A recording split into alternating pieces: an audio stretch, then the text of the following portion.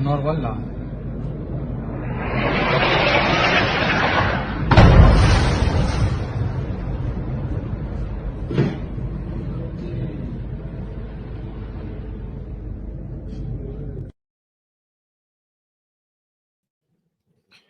Hello, ladies and gentlemen, and welcome again to Syriana Analysis. I'm your host, Almassian. Please let me know if my voice is sounding clear in the comments below. I would really appreciate that.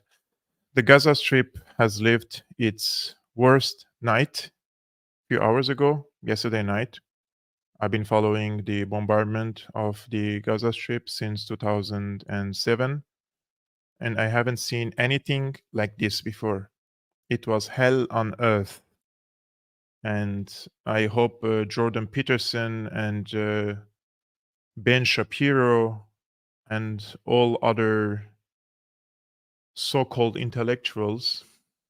By the way, I learned a lot from Jordan Peterson and his teachings. And in my personal life, in my career and everything, I lost all my respect. I boycott him now. I do not follow his work. I do not follow his social media accounts. I do not care what he says, and I do not care how he justifies his positions. These people, they participated in the misery of the Palestinians, and they have so much hatred against the Palestinians, and it seems against the Arabs, and especially Ben Shapiro, and they do not care how many Palestinians will die, will be slaughtered. Those are only the two videos that I was able to find for you, and I'm probably able to show you without getting canceled or deplatformed on YouTube and other platforms. The rest, guys, it's like from a zombie movie. If you see the videos in the aftermath, today in the morning when the people woke up and they were trying to dig into the rubble and find their relatives, family, father, mother, sister, daughter, sons under the rubble, if you have any humanity left in you, if you have any conscience left in you, you would cry. Unless, of course, you're a monster. And I'm sure the followers of Syriana Analysis are not monsters. And I'm sure at the same time that there are many monsters, unfortunately, living between us and among us, and they look like us, humans, but they're not humans. I cannot believe that in the 21st century, in 2023, we witnessed first ethnic cleansing we witnessed in Nagorno-Karabakh in Artsakh, where Azerbaijan ethnically cleansed 120,000 Armenians and forced them to leave their land. And now we are witnessing another ethnic cleansing in front of our eyes. I'm a third generation survivor of the Armenian genocide, and I thought naively, I was naive enough to think and to believe that if the Armenian genocide happened in 2023, it wouldn't have happened because people are active politically, there are cameras, social media, so it won't happen. But it happened in front of our eyes in Nagorno-Karabakh, Artsakh, and it's happening now in the Gaza Strip in front of our eyes, and everybody's documenting it. And the Gaza Strip was not the only place that was bombed yesterday. Biden he authorized airstrikes against Syria, and he bombed what the Pentagon calls Iranian proxies.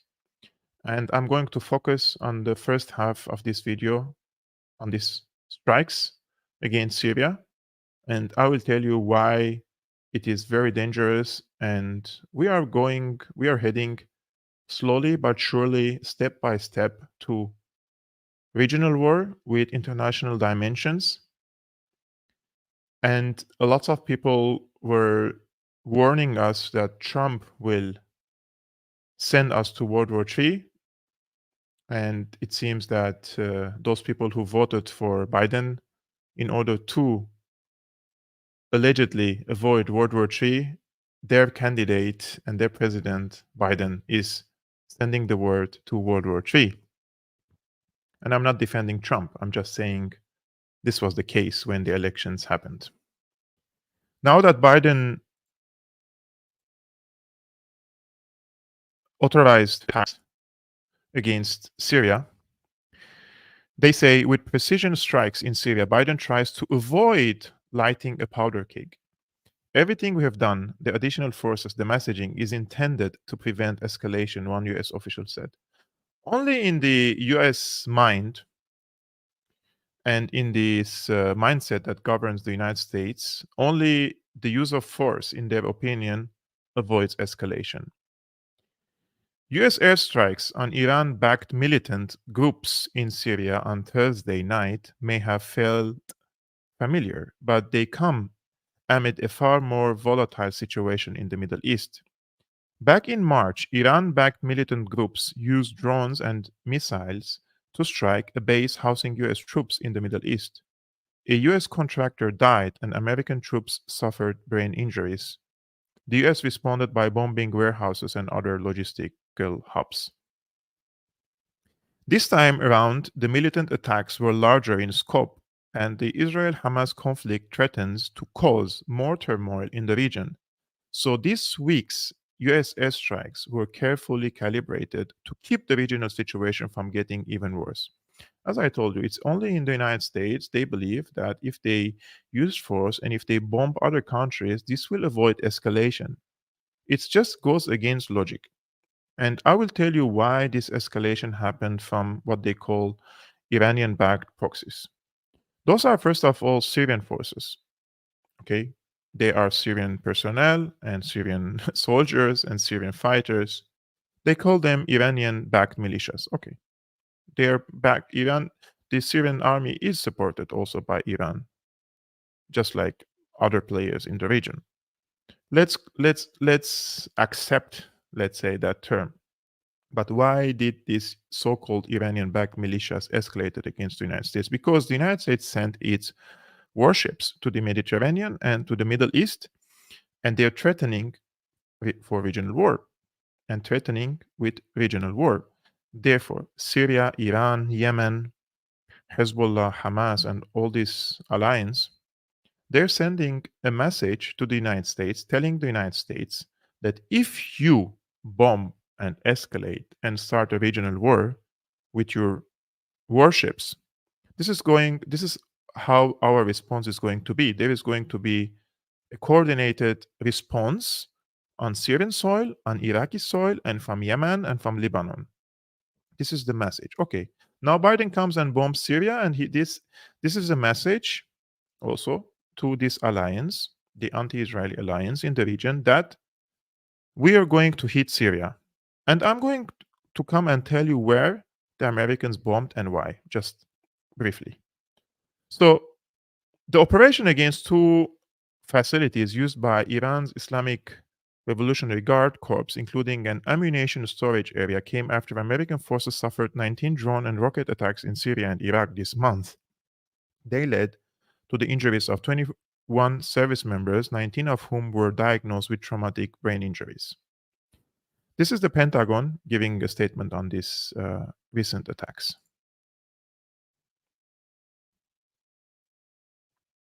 Between October 17 and 18 Eastern Time, 21 U.S. personnel received minor injuries due to drone attacks at Al-Assad Air Base, Iraq, and Al-Tanf Garrison, Syria. And as we've highlighted, all members returned to duty. At Al-Tanf Garrison, so during those 2 days, at Al-Tanf Garrison, there were 17 U.S. personnel who sustained minor injuries, 15 of whom were diagnosed with TBI, traumatic brain injury. At Al-Assad Air Base, 4 personnel were diagnosed with TBI, but no other injuries. And again, in all cases, members returned to duty. There have been no injuries or no reported cases of TBI since the 17th and 18th of October. Again, we'll continue to keep you updated. As I mentioned in the statement that I put out last night, as we've seen in the past, there are situations where several days after an attack, a member may self-report, ringing in the ears, headaches, and subsequently diagnosed as TBI. So those numbers can fluctuate. So let's try to minimize this again. Okay. So I have opposed efforts to ban. I apologize for that. So U.S. officials, they granted an anonymity to discuss sensitive interior deliberations set to the Politico, while the main goal was to ward off further Iranian-supported attacks on Americans. Another was to make sure the broader Middle East conflict didn't go. The U.S. this month has rushed several ships, fighter planes, and air defenses to the region to protect American forces and make adversaries think twice before attacking again. Biden and his team have repeatedly offered a one-word message to regional players who may want to exploit the Israel-Hamas conflict for their own purpose. Don't. Iran and the Lebanese militant group and political party Hezbollah have been the administration's main concern, according to them. But this is not the really case. I will come back to that later. As the US orchestrated its response to the recent flurry of strikes, planners took the broader Middle East dynamics into account. It was vital to send a strong message without offering such a massive response that it would prompt another retaliation, leading to tit-for-tat fighting that eventually could light a powder keg, said two of the officials. An American contractor died of a heart attack on October 18th while sheltering from what turned out to be a false alarm at Al-Assad Air Base in Iraq. I truly do not understand if I have to laugh or cry about this, because soldiers are going to Iraq and Syria to protect the empire's interests, and they die from a heart attack because of a false alarm. I don't know. Anyways, even though the person's death was not a direct result of military action, the Biden team decided that stronger action was needed, the official said. Ultimately, the sites in Syria near Abu Kamal were chosen because the US doesn't ask Damascus for permission to strike. Iraq would certainly require that, and because they were linked to Iran Islamic Revolutionary Ground Corps, Tehran's paramilitary arm. The facilities were used by Iranian proxy groups to store munitions directly tied to the recent attacks, said it. Okay, now this I'm going to accept this narrative that those are Iranian backed and everything. This is what the United States says. So this is the place of the attack, guys. You see this blue place? Okay, good. This is where the American forces are stationed. Why the American forces are here? I will just remove this everything for you just to explain. This green area is occupied by the United States, and these yellow areas are all occupied by the United States. So 1/3 of Syria is occupied by the United States. We know this yellow part because the Americans want to occupy the oil and gas fields that are here, if you can see on the mouse here. Okay. But why do they occupy this area? What is the importance of this area? Because Syria and Iran and Iraq, they used to use this very important route, as you can see. It comes from here and it goes all the way to Iran. You see? So this route that connects Tehran to Baghdad to Damascus, all the way here, it was instrumental and very important to create an alliance and also the integration of these three countries together on a security level and military level. Of course, Iran sends weaponry to Syria as well. Syria and Iran are strategic allies. So they used to use this route to get the weaponry and coordination and everything, also trade between these three countries. So the United States came and occupied this area in order to block this route and block Iran, Iraq, and Syria to come closer together. So what did the Syrians and the Iranians did? They went here, this area, you see, this area, and they opened a new route. Okay. So they are using this route now. This is where they call Abu Kamal, where the strike happened, and this is Al-Qaim. So this is the route that they are using right now to connect again Baghdad. See this route, Baghdad, Iran, and Baghdad and Tehran. So that's why the United States always bombing here, because they don't want Iran and Baghdad, or Tehran, Baghdad, and Damascus to have this trade and also security route between each other. And rest assured, guys, there is a plan now by the United States to occupy this Al-Qaim area. They want to occupy this. They want to seal all this area. So they want to expand this green and occupy all this area, okay? So that they block completely any access from the Syrian side to Iraq and from Iraq to Syria, and eventually between Iran and Iraq and Syria. And this is a red line, or this is the red line for this alliance. If the Americans try to expand or try to seal this, there will be response against them. So this is why these regional countries are attacking the United States in this area. So you have to ask a question here, right? If you're an American especially, what are the American forces doing here? And what are the American forces doing here? Who invited them? Nobody. And I'm going to come to that very quickly. And I will give some political analysis again that I posted today on Twitter. So this is another article by The Time. As Biden responds to Iran-linked attacks with airstrikes, fears of a wider war grow. Unlike the Politico article, now here in The Times, they fear of a regional war. Biden is hoping to convince Tehran to end the conflict before things go too far, according to the Times. But escalating to stop things from further escalating requires a delicate touch, and some observers in the region fear Iran's leaders have no interest in pulling back now. If an attack by Iranian armed groups manages to kill any US troops, Biden would be under tremendous pressure to respond forcefully. Crocker, who is Ryan Crocker, a retired diplomat who served as ambassador across the Middle East, including Lebanon, Kuwait, Syria, Pakistan, Iraq, and Afghanistan. So Crocker says if an attack by Iranian armed groups manages to kill any US troops, Biden would be under tremendous pressure to respond forcefully, bringing the US closer to direct war with Tehran. I truly believe that if they want to spare their soldiers, probably the best thing to do is to leave the region for the people of the region instead of trying to stick their nose and meddle in the domestic affairs and the regional affairs and the foreign affairs of these countries. This may be just an idea. Anyways, which illustrates just how quickly the conflict that started with Hamas's massacre in southern Israel could end up spinning into a wider war with devastating consequences. US military forces in the Middle East are on high alert for additional attacks. Biden has deployed the powerful USS Gerald Ford aircraft carrier group in the eastern Mediterranean in a show of force designated to prevent conflict in the region from spreading beyond between Israel and Hamas. Does anyone, guys, believe that the United States has sent all these aircraft carriers to prevent the conflict from spreading in the region, or they're preparing to spread the conflict in the region? It's like everything they say, in my opinion, I just take the opposite. And I truly believe that all these aircraft carriers are not here to prevent the spread of the conflict, but they are here to spread the conflict in the region. And this is what Israel wants. And I will come to that later.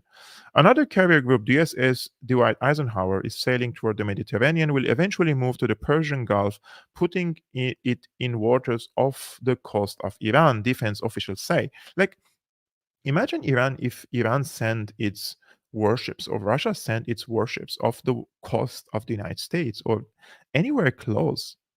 Like, there is this American exceptionism, right? Everything that the United States does is for the sake of humanity, or it's allowed. But the other way around, it never happens. Do you realize that? Beyond the carrier groups, the US also has jets stationed at Incirlik Air Base in southern Turkey and has added additional fighter jets to the region. And the three-ship Batan amphibious ready group, which holds 1,000 Marines, is on high alert nearby. So Turkey hosts American base. They have how many how many fighter jets? They have so many fighter jets there in the Incirlik Air Base, and they have forces there. And Erdogan comes, he came yesterday or today, I don't know, I will show you the video later, and he pretends that he's championing the Palestinians and he's with the Gaza Strip. This guy is Erdogan is the most hypocritical politician when it comes to Palestine. He uses the Palestinian case to gain votes and to gain the love and the hearts and the minds of the people in the Arabic world. He's doing this since 20 years, and the Arabs, so many people in the Arab world, they never learned this lesson, and they would always fall for the same thing, for the same trap, and they will keep cursing, for example, Iran. They keep cursing Bashar because they're not from a Sunni sect, and they hate him, so many Arabs.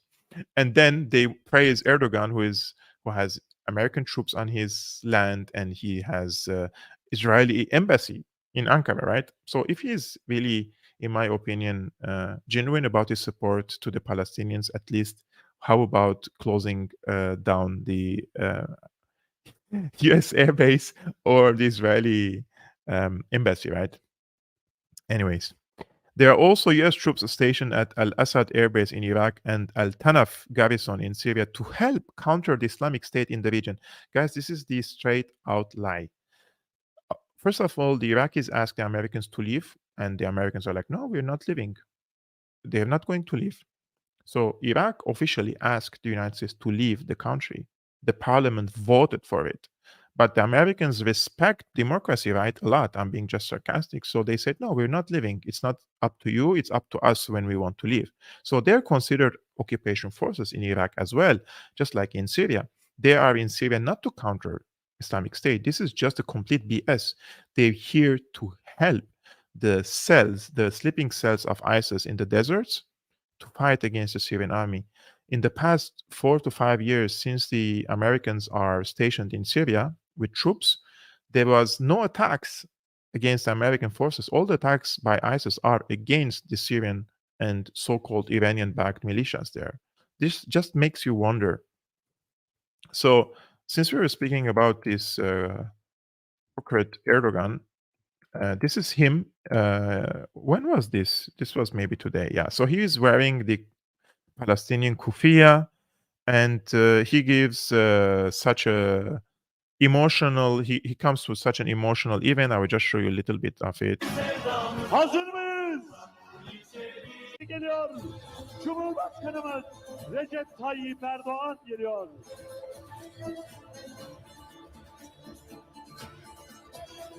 Cumhurbaşkanımız Recep Tayyip Erdoğan ve Şemin Erdoğan hanımefendi sizleri selamlıyor.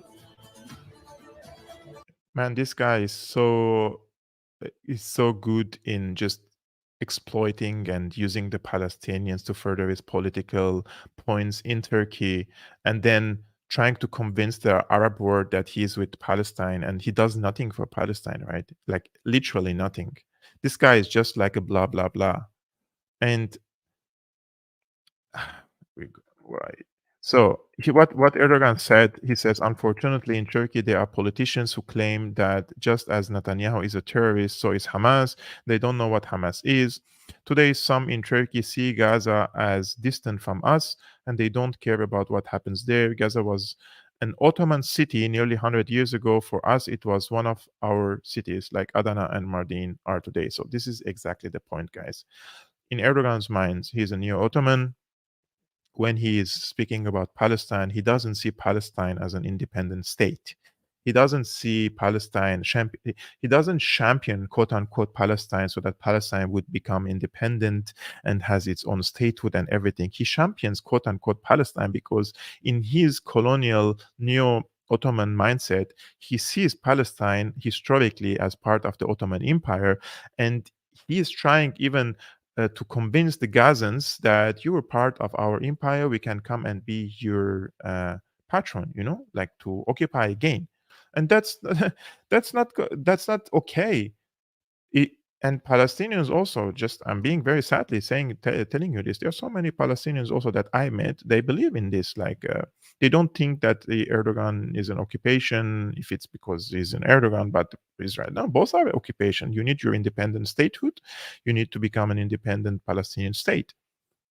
You shouldn't be living under Ottoman or Israeli rule. Anyways, but Erdogan is very clever and he plays on this so many times. He uses religion, he uses the Ottoman Empire time in order to sell himself as the savior of the Palestinians. He says, unfortunately, we were divided and separated by borders, and today they are trying to divide us with various temptations and games. Look closely at the statement of Israeli officials, and you will find plans of insult and betrayal directed at our lands as well. I confirm that Hamas is not a terrorist movement, and we will not be satisfied with the condemnation of what's happening in the Gaza Strip. Those who cried about injustice in Ukraine yesterday are today supporting Israel with blood on their hands. Israel won't last even 3 days without the support of Western countries. Turkey is preparing to declare Israel a war criminal to the entire world. Okay, do it. Do it. Stop talking, bro. Do something about it. I've been following Erdogan for since 2009 or 8 or something, and he's been just talking about the Palestinian case. What tangible support did Erdogan give to the Palestinians? Can somebody please tell me in the comments below? He's just a talk, an empty talk. Turkey is preparing to declare Israel okay. Western officials have become deaf and cannot hear the cries of the casualties in Gaza or the appeals of the UN Secretary General. Israel is committing a massacre in Gaza in the darkness, thinking that the world will not find out. So Erdogan, he says what the Palestinians and what the Arabic Arab people want to listen. He plays on this nerve. He knows that they're emotional. He knows that he can persuade them. He's very clever in that. But don't fall for it, guys. It's enough with Erdogan, also with Qatar. What is the real reason, guys, in your opinion, for these warships to the Mediterranean and to the Middle East? I've been speaking about it a lot recently, and I told you it's most likely because of Syria. And they want to come to Syria. They want to bomb Damascus in case this becomes a regional war, in case Hezbollah intervenes. And this is an article. Idaat Ahranot is an Israeli newspaper, and this is translated to English by the Saudi Sharq al-Awsat.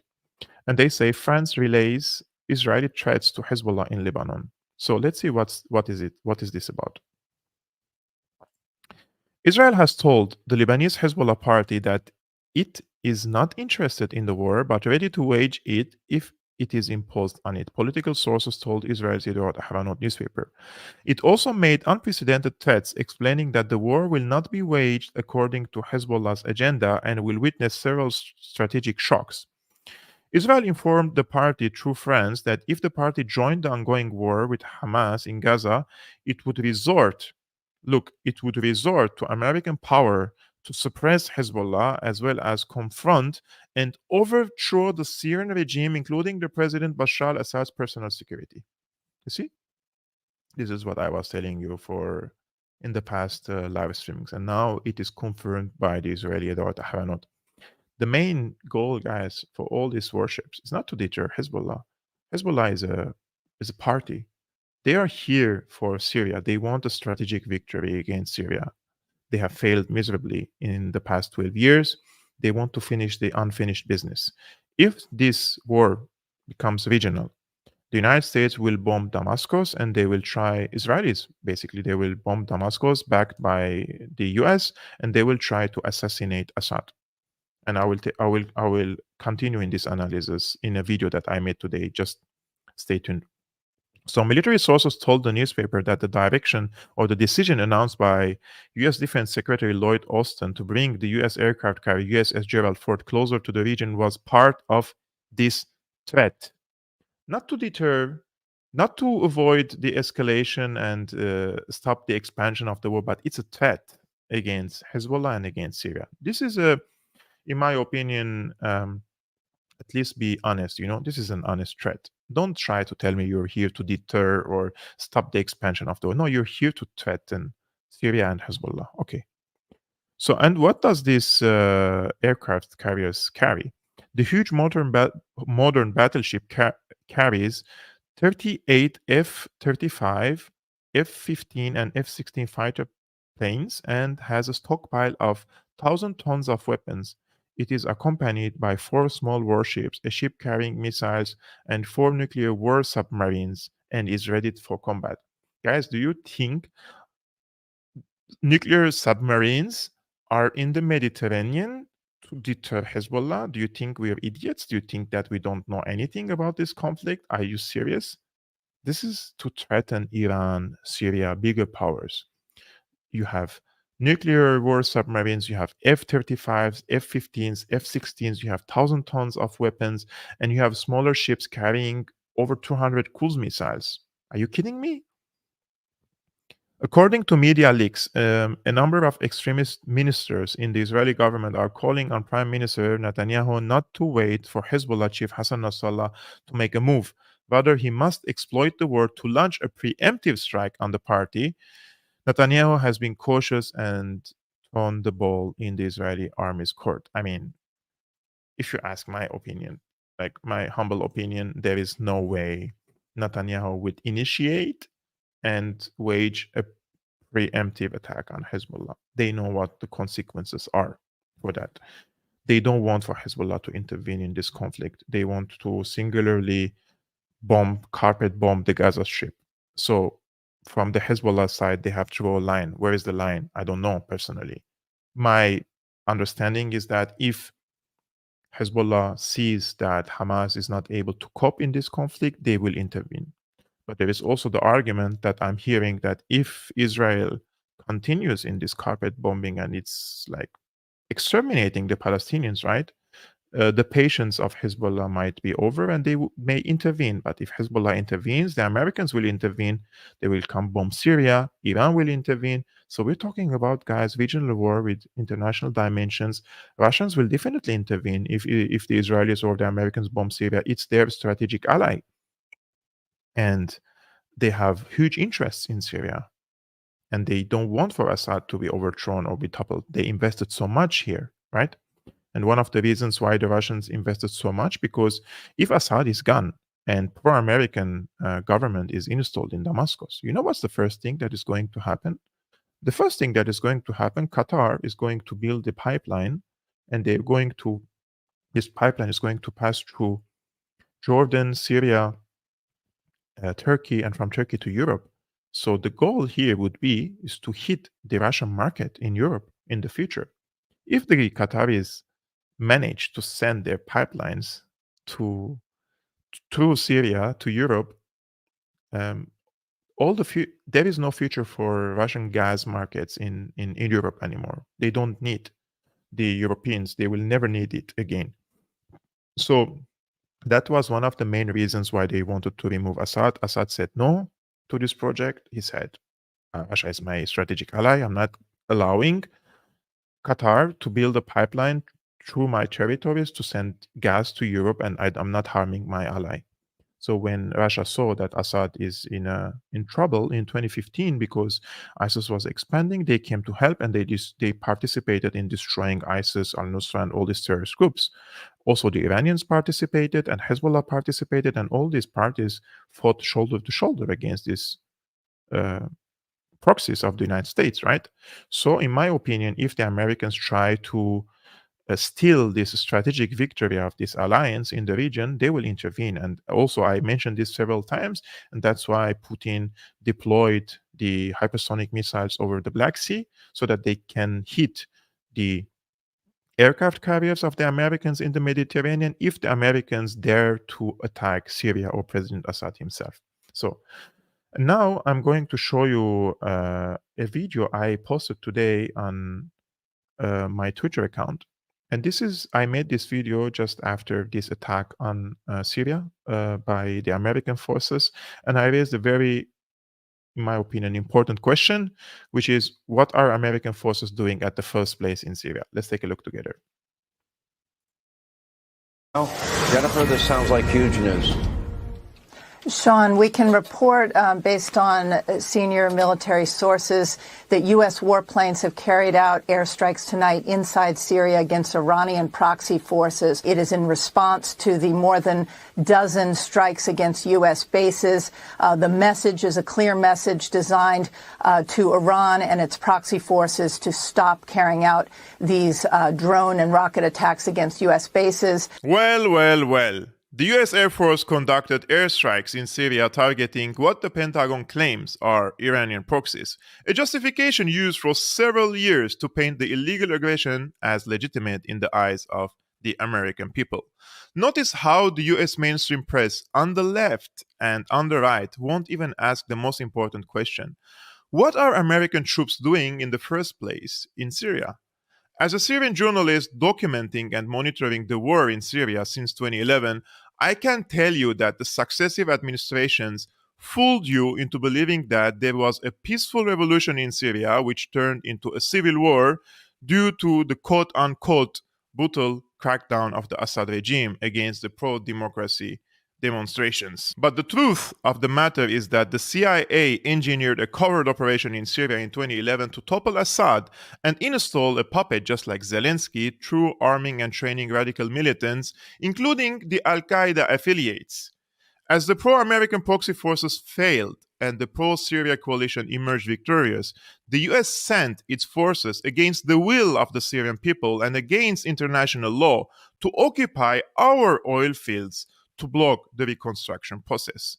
Therefore, the US presence in Syria has been deemed occupation forces, and since Syria is a sovereign country, the use of force is permissible against the occupation forces under international law.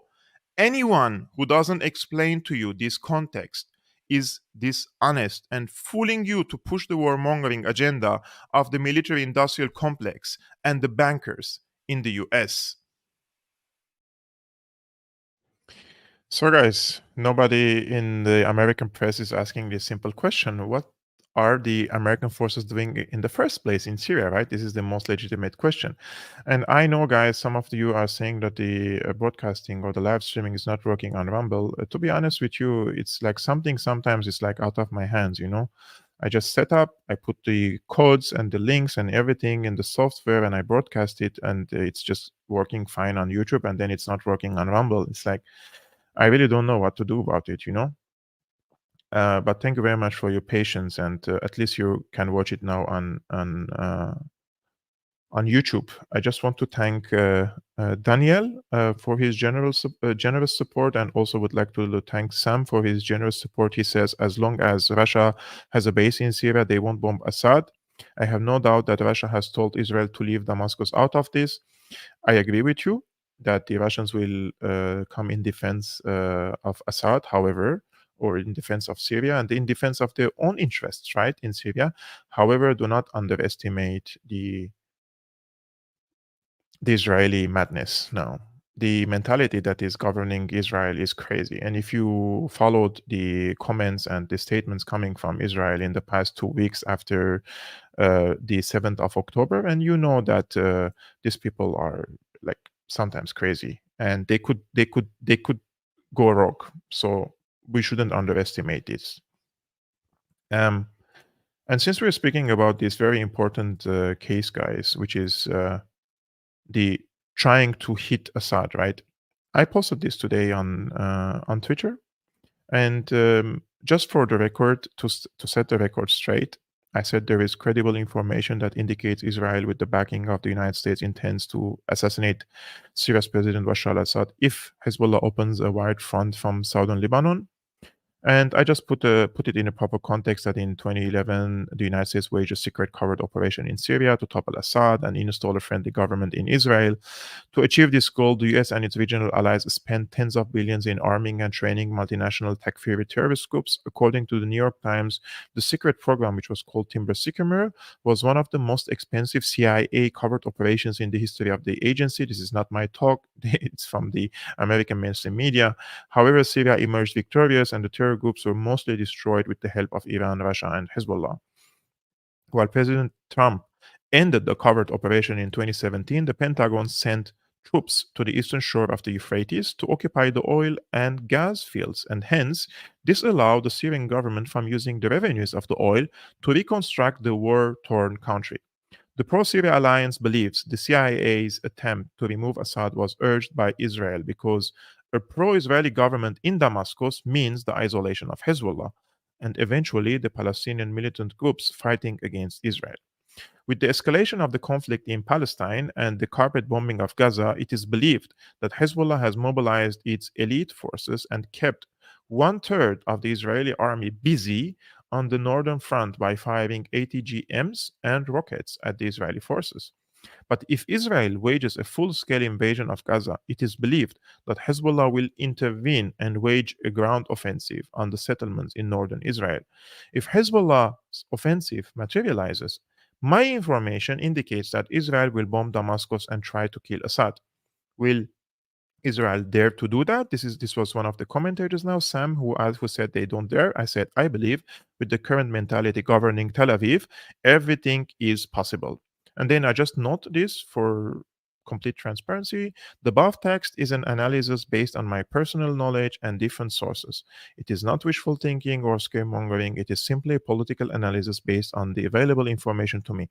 And yesterday, if you watched the interview that I did with McAdams, I asked him this question. And also, I included another segment of a video the second was Alistair Cook. You will see in this video that I will play to you now. He is a former British diplomat and a former MI6 agent, and he speaks about exactly the same thing that I told you guys about. And I want to document this. I posted it on Twitter so that everybody, just to keep the record straight, right? So let's take a look together of this. Just a second.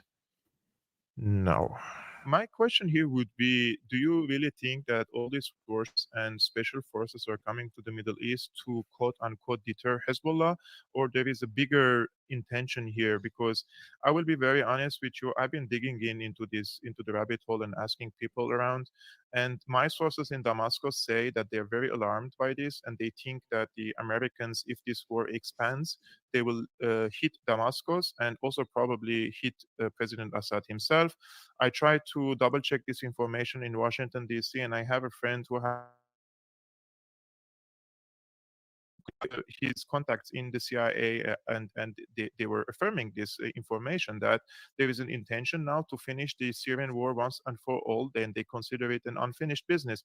So the question would be, do you really think that all these warships are coming to the Middle East only for to deter Hezbollah and destroy Hamas, or is it also directed to Syria and Iran? I mean, if you think about the scale of what the U.S.'s military is doing, this mobilization of, I think, a total of 4 carrier groups and hundreds of cargo planes constantly flying back and forth to the region, depositing troops, depositing weapons. This is a scale that, we haven't seen since maybe the first Gulf War, the run up to the first Gulf War in 1990. And I find most astonishing about this is that, I mean, in a serious country, you would have Congress asking questions. What the hell is going on here? What are you doing? Where do you get this authority? What is the mission? But nobody is saying a thing. Nobody is raising a peep to something that could. I mean, President Putin of Russia said it just today. I think he said this conflict has every possibility of expanding outside of the Middle East region, and I think he obviously is not given to bluff. We know that from his past behavior. So I think he understands, as you know, they have bases in Syria, and they understand that they would probably come under fire as well. And what kinds of obligations might they have to their partner Iran if Iran is attacked? So no, I don't buy the idea that the U.S. is mobilizing a massive amount of military materiel just to deter Hezbollah. That doesn't make any sense at all. Now, what I saw just before I came on again also, which is really quite concerning, is that apparently this is in Yediot Ahronot, the Israeli paper, and they are saying that that a French diplomat has passed a message to Hezbollah saying that if Hezbollah were to open the front in Lebanon, then Israel, and it claims with American support, will attack Damascus and take out Assad and all of the leadership of Syria. And it suggests that the aircraft carrier group that has been sent there would be in a position to take out the leadership of Syria. So this is also confirmed by Alistair Cook. I will try to reach him out and also host him on Syriana Analysis. I think I can find his contact through some contacts in Beirut, and I think he still lives in Lebanon. And Sam is asking, can you have another chat with Scott Ritter about what will happen to Syria? I feel he would give the best analysis. I totally agree with you. I will send him an invitation, and let's see if he can come sometime next week, the time that he's fits. The problem is that Scott Ritter is a very, very busy person right now, and he's receiving invitations from very big YouTube channels, let's say, with hundreds of thousands of subscribers, and my channel looks like small compared to the opportunities that he's getting on other channels. So I will definitely reach him out, and I will ask him if he can join me anytime next week. That would be great. And one of the commentators says that he has to go to work, and thank you very much. He will come back later and watch it. Thank you for your following of Syriana Analysis, guys. It's a very, very important for me that you're watching and also following Syriana Analysis and sharing the videos so that the channel grows as well, and we become bigger. And it's very important when you become bigger that you can also attract, let's say, more important guests, right? It's very important that unfortunately it works that way. I wanted to show you an analysis I was reading today on Twitter, which is in my it's an analysis that we should take into consideration. Not everything that we read is correct, but there is definitely an element of correctness in the analysis of this professional. Whatever the name is not important, but the analysis are, in my opinion, are probably on point. So he says this Al-Aqsa flood was meticulously planned operation by a group with intimate knowledge of their enemy. What that means is the planners didn't only anticipate Israel might retaliate with this current level of unrestrained brutality, they were counting on it. So what are its goals? So according to this analysis, Hamas knew that when they attack the settlements and there will be killings among the settlers, Israeli citizens there, they knew that Israel will attack the Gaza Strip in this brutality and carpet bomb it, and they wanted it according to this analysis. And why? So let's see why. He says the goal number one, expose the weakness of the Israeli offensive forces. He calls them Israeli offensive. Anyways, IOF. Expose the weakness of the IOF. The IOF relies almost entirely on air superiority. They cannot fight on the ground. By repelling IOF ground incursions, Gazans are demonstrating to their brothers and sisters in the West Bank that Israel is a paper tiger, because the West Bank is occupied, right, by the Israeli forces. So if you show to the Palestinians in the West Bank from Gaza that the Israeli armed forces on the ground, they're unable to fight against the Palestinians face to face, you're encouraging them to increase the pace of their militant activities against the Israeli forces there. The goal number two is to draw in the participation of Iran. So they wanted for Iran to participate in this, according to this analysis. Iran's geopolitical survival rests on Hamas's survival. Iran's 2 decades-long strategy of regional integration with Syria, Lebanon, Iraq, and Yemen falls apart if they are seen to be abandoning one of their key partners. And I agree with that. Whether you agree with Iran or not, Iran has been building in the past 20 years a very big, let's say, a network of alliances between different parties from Iran in Iraq, Syria, Lebanon, Palestine, and Yemen. And if they abandon their allies in Palestine, what kind of signal does this send to the rest of the allies of Iran, right? So Iran is the main player here, and Iran is trying to network between different players in order to create an alliance that is anti-American in the region and eventually anti-Israeli. And the goal number 3 of this Hamas attack was strike when the US is overextended. So there is this element of the argument that the United States has been expanding since the end of the Second World War and most particularly after the fall of the Soviet Union. And if you see all the empires and the history of these empires, you will see that so many of these empires, they crumbled and fell because they overextended and overstretched around the world. And with the 800 military bases around the world, and the Americans are trying to even expand through non-direct means, right? Soft power, for example, in different parts of the world. So the third goal was strike when the US is overextended, and they believe now the US is overextended. US global hegemony is the weakest it's been in a century, and I agree on that. Israel cannot persist without massive and continuous aid from the US, and the timing of the Al-Aqsa flood was chosen for a period of American financial and political prosperity. And I saw a new report the other day that the United States is now, I think, only in the past month, they are the depth of the financial debt of the United States has increased between 600 to 800 billion dollars, I believe, just in the past 2-3 weeks because of this recent conflict now in Palestine, Israel. And you have to know, guys, if you're an American, of course, the United States can print this money, but at the end of the day, this causes inflation, and inflation is also robbing the people. It's an undeclared tax on the people. So you will pay for this from your pocket, and the Americans will finance this war machine around the world. But this cannot continue indefinitely. At the end, the United States will go bankrupt, right? So this is the point that he's making, that despite beside the overexpansion, the United States is also in a very financial and political trouble. The goal number 4, he says, smash settlers' sense of safety. So when Hamas attacked on these settlements near the Gaza Strip, many of these settlers died, right? And there were scenes that we have seen of the people dying and in the party, etc. Overkill. So he says the Israeli colonial project ceases to exist without a steady influx of settlers from the West.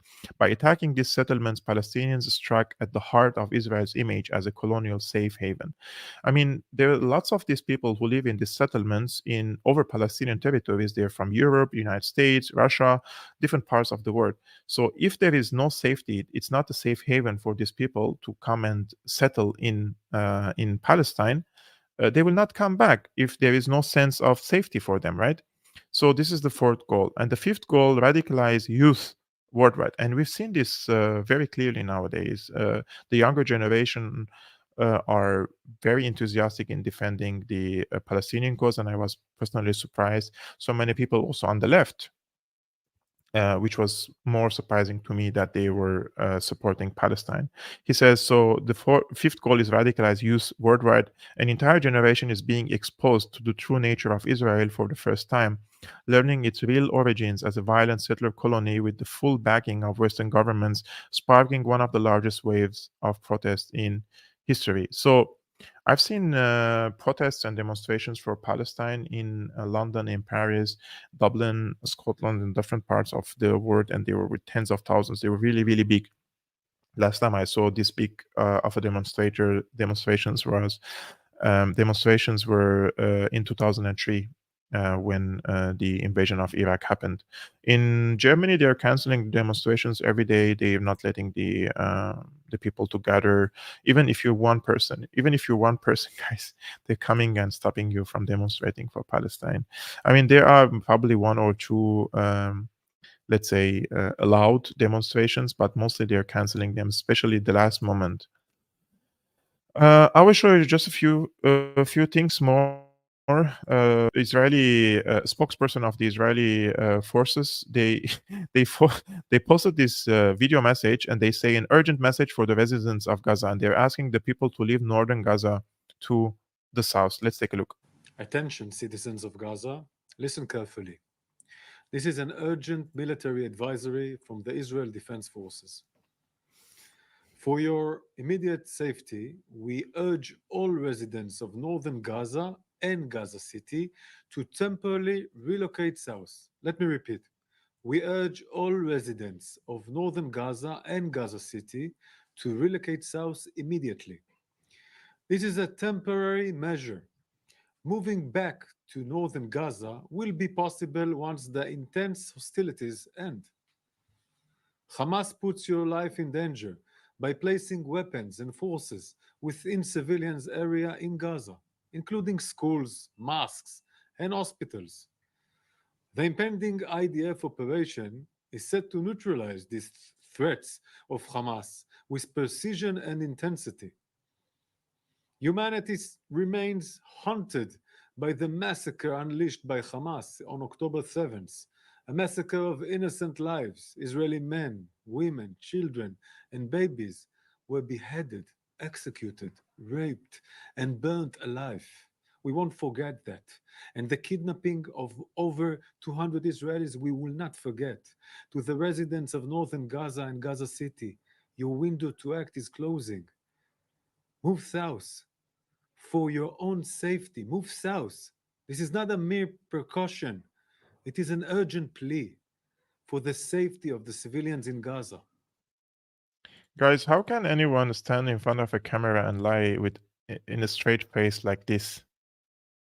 These beheaded babies, burned babies, how many times this was debunked and turned out not to be true? Even the Israeli forces, they couldn't provide any evidence for that. And they're still repeating it. to justify this onslaught against the Gaza Strip and carpet bombing. You saw the footage at the beginning of this live streaming, right? And the very important question here is, sorry that I feel like I'm gonna sneeze. And the most important question is here, why on earth the Israeli spokesperson is speaking English to the Palestinians in the Gaza Strip?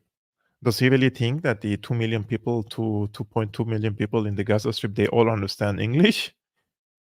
I mean, it's so clear that this message is not even intended to the Palestinians. It's intended to the Western world to tell the people, look, we warned them, but they didn't leave. What can we do? Hamas is using the civilians as a human shield. So what can we do? Due to Hamas, we have to bomb the hospitals. We have to bomb the schools and the churches, even if they are belonging to the UN. It's all about Hamas, you know? What kind of crap is this? Why are you even talking English to the Gazans in and how do you even expect them to watch your warning if you cut all communication and electricity and internet on them? This is beyond propaganda, right? There is propaganda and there is beyond propaganda. The fuck?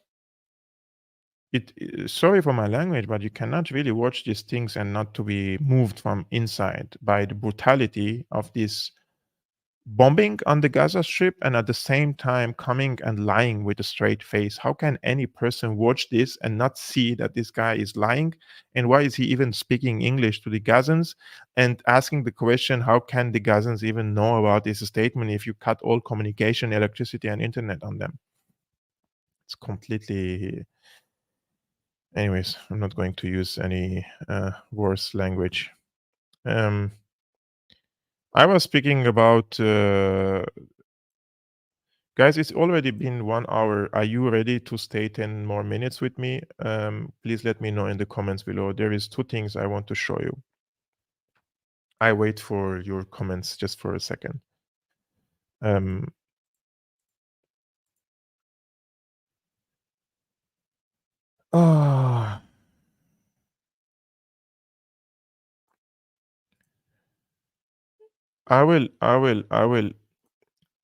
was thinking about this cracked head, I would say, people in the United States who were, yep, thank you guys. I will do 10 more minutes just to show you where are we heading to? These people are crackhead and they're driving the world into Armageddon and they are bragging about it on television and they're speaking about it as if it's something normal because they've fucked up ideology or whatever they believe in. They think that they have to create an Armageddon and that Jesus Christ will come for the second time and all this crap that I already talked about in the past live stream. And this is Michel Bachmann, who at one point led the GOP primary polls in 2012, the Republican Party, appeared on a prophecy update to discuss Israel. She says, there is going to be Armageddon. No, the host says there is going to be Armageddon.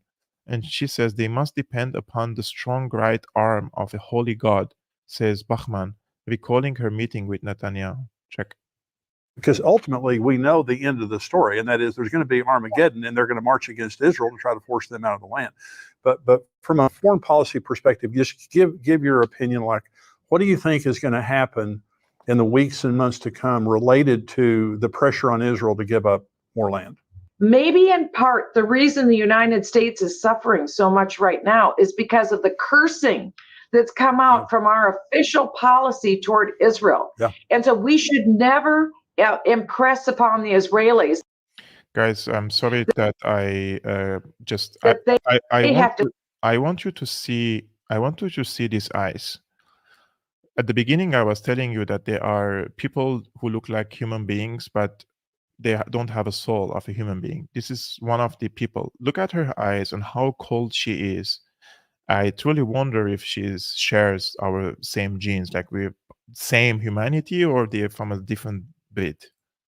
To stand by. It sounds good, quote, humanitarian assistance, whether it's from the UN or the US or the EU. We have no way of knowing where the food or the water or any of the relief is going, because Gaza is Hamas. Hamas is Gaza. Yeah. These people, the Palestinians, need to be released out of the southern border at Rafah, at Egypt. They need to be released, and they need to be sheltered in an Arab country until this conflict is over. That's real humanitarian relief. And that's why those of us who are believers in the United States, we have to pray. We have to pray and ask the Lord that our government would come into alignment with God's word and bless Israel and stop the cursing that we're currently doing in the United States. That's exactly right. Guys, so the Arabic countries should just accept and receive the Palestinians, and they have to create their entire Israel over all Palestinian territories. And the justifications are scary to me because it reminds me of ISIS and what they did to Syria. Right, Michelle, and that's very well spoken. My perspective is, at some point in time, Israel has to preemptively strike Iran. I don't know how they cannot take care of that. They struck Iraq, they struck Syria from plutonium plant there. And so do you think at some point in time that Israel has to preemptively strike Iran, or what do you think is going to happen? For Israel to do a preemptive strike, they essentially have to have tacit permission from the United States, because you need to have staging ground. You need to have bases. Israel's in a very difficult place.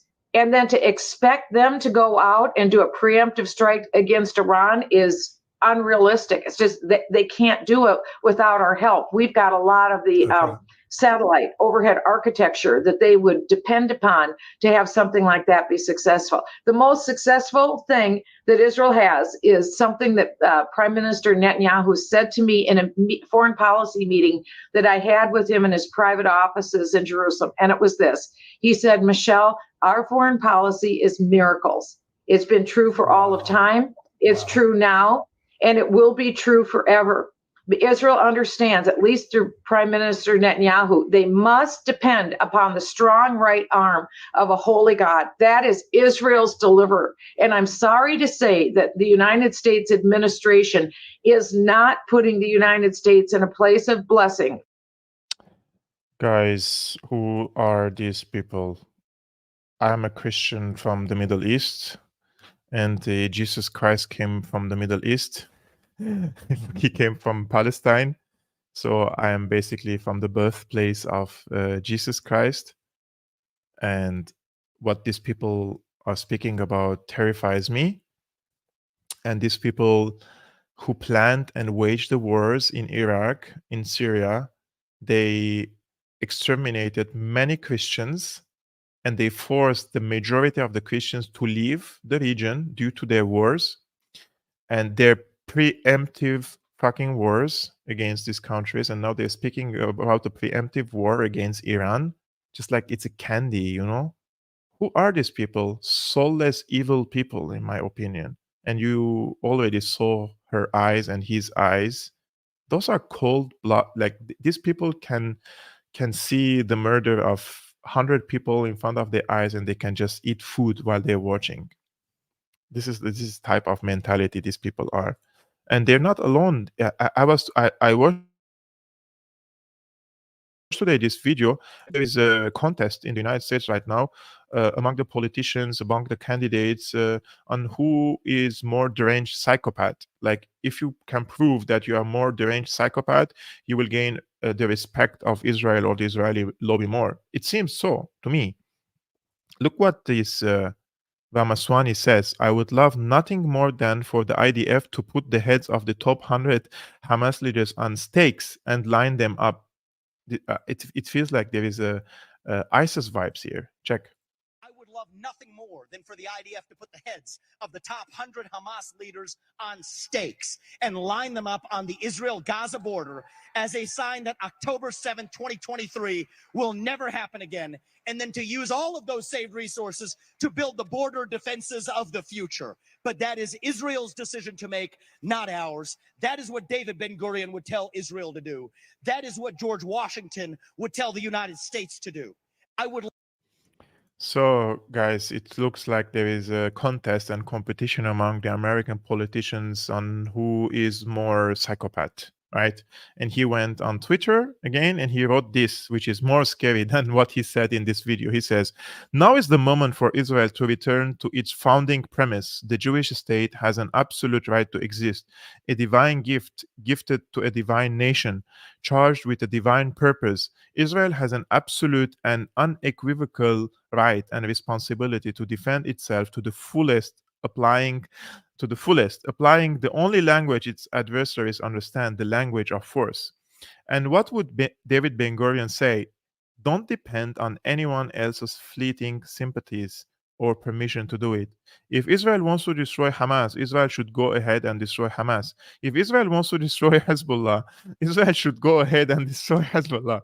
If Israel and Mossad want pull off Munich 2.0 and take out every last leader of Hamas, wherever they may be hiding, from Doha to Dresden, and host a red wedding at the Four Seasons in Qatar, the next time Haniya and Mash'al show up, they should go ahead and do it. Guys, these people need therapy, really. They it's like somebody should send them to psychiatry or something. And Brad says, "Are you some sort of religious nut job now?" This guy says, "You sound like a psychopath. This tweet will age well when the Zionist regime collapses and Netanyahu is tried for genocide. We will hold all collaborators like you to account." Anya says, "This is incredibly embarrassing." This guy says, "So suddenly you believe that Israelis are divine and should be worshipped and supported in their divine quest and granted gifts? Listen to yourself." There was one comment here. It's like, because this Jeffrey Epstein was highly likely he was a Mossad agent, and he was bringing all these politicians in the United States to his island, to his pedophile island, and he was taping them while they were doing the things. Some other person also has. So this Ryan, he says, "So was it little girls or little boys? Which one did they get on you tape with?" It's hilarious, man. There is no country in the world where the politicians compete with each other and the candidates compete with each other. Like, there is a contest of who is more psychopath and who is more warmonger, and who will be more pro-Israel than being a pro-American. You are running for the American presidency, not for Israel. I don't understand, why do they talk about Israel more than they speak about the United States? It's just mind-boggling for me. Anyways, I think this was all for today, guys. Thank you very much for tuning in and listening to me. It's been an hour and 12 minutes anyways. Please share this video with your friends and on your social media accounts. And if you like to support my independent work like I'm doing right now, I'm planning on becoming fully independent and fully, let's say, full-time, create more videos like this to grow up. Right, it's very important for me to have financial independence. We're living in a jungle. We're living at times that people like myself, we cannot find jobs. So if you want to buy me a coffee, it only costs you $2 per month. It's a great help for me and also enables me to continue and become fully independent. I'm 50% independent. I'm just being very honest with you. The link is here on the screen. Support Syriana Analysis on Patreon, www.patreon.com/Syriana Analysis. I would be very grateful and appreciative for you guys. And thank you very much for all of you. And also for those who sent me recently donations on PayPal. I will invest it, as I told you, to buy the pro version of this software as soon as I can collect the entire amount. And I will see you on Monday. Tomorrow is rest day, time with the wife. Ciao.